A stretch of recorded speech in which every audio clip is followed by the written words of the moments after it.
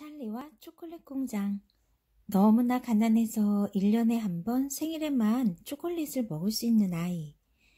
찰리는 꿈에 그리던 황급빛 초대장을 손에 넣고 초콜릿 공장으로 환상의 모험을 떠나요. 마음씨 착한 찰리가 초콜릿 공장의 주인이 되기까지 재미있고 신나는 이야기가 펼쳐지죠. 찰리와 초콜릿 공장.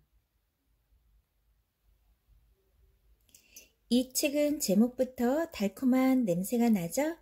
실제로 초콜릿을 만드는 공장에 들어가 보지 못했지만 아마도 공장 문을 여는 순간 달콤한 초콜릿 냄새가 코를 찌를 것 같아요. 초콜릿을 좋아하는 아이라면 누구나 초콜릿 공장에 가보고 싶겠죠. 오늘날 초콜릿은 단순히 혀를 즐겁게 해주는 음식에서 벗어나 사랑하는 마음을 표현하는 선물로 여겨지고 있어요. 발렌타인데이 때 초콜릿을 선물하려고 가게마다 사람들이 넘쳐나는 것을 보면 초콜릿이 지닌 상징적 의미가 남다르다는 것을 느끼게 되죠. 물론 남들이 하니까 덩달아 따라하는 사람도 많지만요. 이 책의 주인공 찰리에 대해 한번 알아볼까요? 찰리네 식구는 모두 7명이에요. 할머니, 할아버지, 외할머니, 외할아버지, 부모님과 함께 대도시 변두리에 있는 허름한 판잣집에서 살고 있죠. 찰리는 1년에 딱 한 번 생일날만 초콜릿을 먹을 수 있어요. 그나마 온 식구가 한 푼, 두 푼 모아서 사준 것이었죠. 찰리는 생일날 받은 초콜릿을 무려 한 달에 걸쳐 아껴 먹었어요. 그런 찰리를 더 고통스럽게 만드는 일은 바로 찰리네 마을에 세계에서 가장 크고 유명한 초콜릿 공장이 있다는 사실이었죠. 초콜릿 냄새가 진동하는 그 공장 앞을 날마다 지나쳐야 하는 찰리의 마음은 어떠했을까요? 찰리가 그 공장을 얼마나 들어가고 싶어 했을지 여러분은 상상이 되나요? 하지만 상상이 때로는 현실이 되기도 하죠. 찰리에게도 그 공장에 들어갈 기회가 왔어요. 공장 주인인 윙카 씨가 아이들에게 황급빛 초대장을 5장을 경품으로 내걸었거든요. 찰리는 길에서 주운 돈으로 초콜릿을 샀는데 운 좋게도 황급빛 초대장이 들어있었어요. 여러분은 어떤 친구들인가요? 찰리와 함께 초콜릿 공장을 견학하게 된 아이들은 모두 나쁜 습관을 가지고 있었어요. 아우구스투스 글루비라는 아이는 먹고 싶은 욕구를 참지 못하는 아이예요. 그 애는 먹는 게 취미고 먹는 것 외에는 관심이 없었죠. 글루브는 땅바닥에 배를 깔고 초콜릿 강물에 머리를 쳐박다시피 해 강아지처럼 핥아먹었어요. 그런데 다른 사람에게 감기를 옮길 수 있다는 말을 듣고 초콜릿을 계속 퍼마시다가 그만 초콜릿 강물에 빠져 튜브 속으로 사라져버렸죠.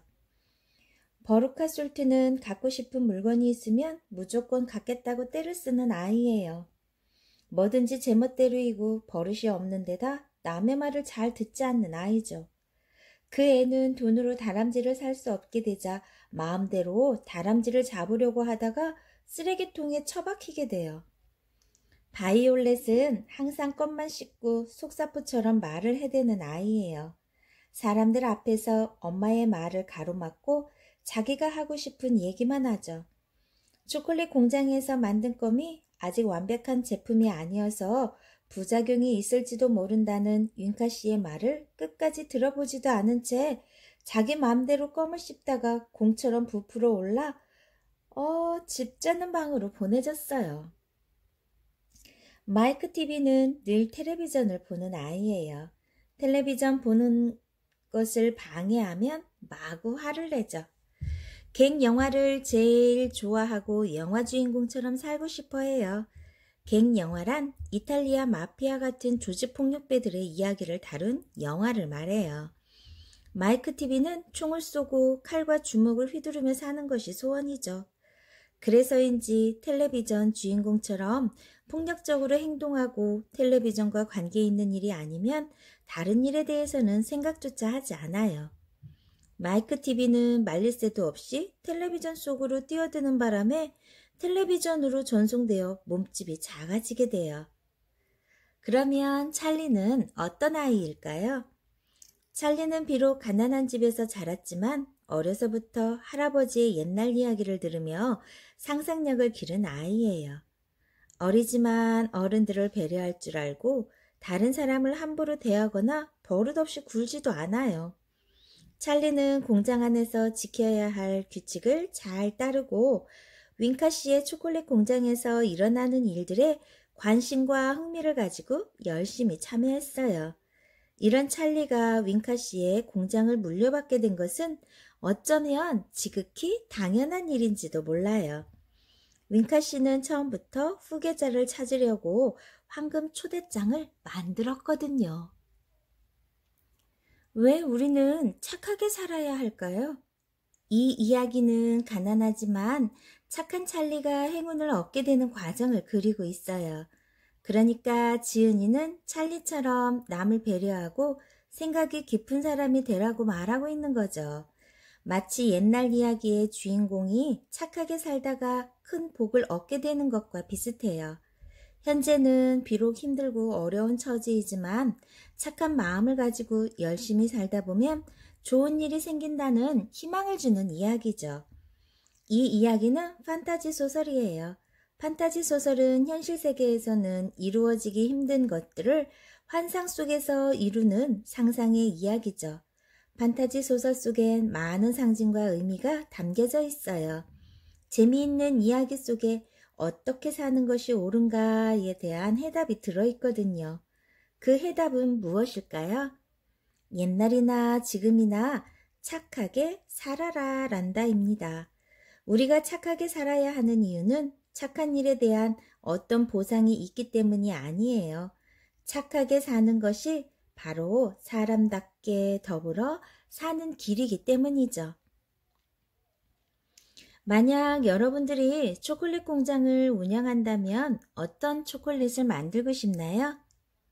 아무리 더운 날씨에도 녹지 않는 초콜릿 어때요? 여러분들 마음껏 상상해 보세요. 조금 더 생각해 볼까요? 찰리가 초콜릿 공장을 물려받는 것에 대해 어떻게 생각해요? 과연 찰리는 초콜릿 공장을 잘 운영해 나갈 수 있을까요? 찰리는 어리긴 하지만 생각이 깊고 상상력이 풍부하기 때문에 기발하고 멋진 초콜릿을 만들 수 있을 테고, 그렇게 되면 초콜릿 공장이 날로 발전할 것이라고 생각하는 사람도 있을 거예요. 또 찰리는 다른 사람들을 잘 배려하기 때문에 일꾼들이 일을 잘 하도록 이끌 수 있을 것이고, 사회를 위해 좋은 일을 많이 하면 회사 이미지가 좋아져서 초콜릿도 잘 팔릴 거라고 기대할 수도 있겠죠. 또 이와는 반대 의견도 있을 거예요. 준비나 노력도 없이 어느 날 갑자기 공장을 물려받으면 공장을 운영하는 데 서툴 것이라고 생각할 수도 있어요. 회사를 운영하는 일은 착한 마음만으로 운영할 수 있는 것이 아니고 상당히 오랫동안 교육과 경험을 통해 전문적인 능력을 길러서 하는 일이기 때문이죠. 찰리가 그런 전문적인 경영을 해낼 수 없을 거라고 보는 거예요. 초콜릿 알고 먹으면 아프리카 친구를 도울 수 있어요. 이 책을 읽고 초콜릿을 더 많이 사 먹는 일은 없겠지만 마지막으로 꼭 해주고 싶은 말이 있어요. 아이들이 좋아하는 초콜릿이 가게에 진열되기까지는 눈물겨운 사연이 있어요. 초콜릿의 원료는 카카오 열매인데 대부분 서아프리카 지역에서 생산돼요. 이 지역의 카카오 농장에서 일하는 아이들은 무려 25만 명이 넘는데요. 이 아이들은 새벽 5시에 일어나 하루 12시간 이상 카카오 열매를 따는 가혹한 노동을 해요. 어떤 책에서 보니 6살 난 아이도 손톱개 하나만 들고 10m가 넘는 카카오 나무에 올라가 열매를 딴다고 해요. 값싸고 손쉽게 일을 시킬 수 있기 때문에 아이들 노동력을 이용하는 것은 아주 나쁜 행위죠. 우리가 그 아이를 도와줄 수 있는 방법은 무엇일까요? 되도록 초콜릿을 덜 먹고 공정무역 마크가 생겨진 초콜릿을 먹어야 해요. 공정무역이라는 마크는 정당한 대가를 치르고 만든 것임을 증명하는 표시예요. 하나에 5,000원 정도로 꽤 비싸기는 하지만 가끔 먹는 초콜릿이 더 맛있을 것 같지 않나요? 공정하게 만든 초콜릿을 사 먹는 것이 지구 반대편에 살고 있는 친구들을 도와주는 일이에요. 찰리와 초콜릿 공장이었습니다.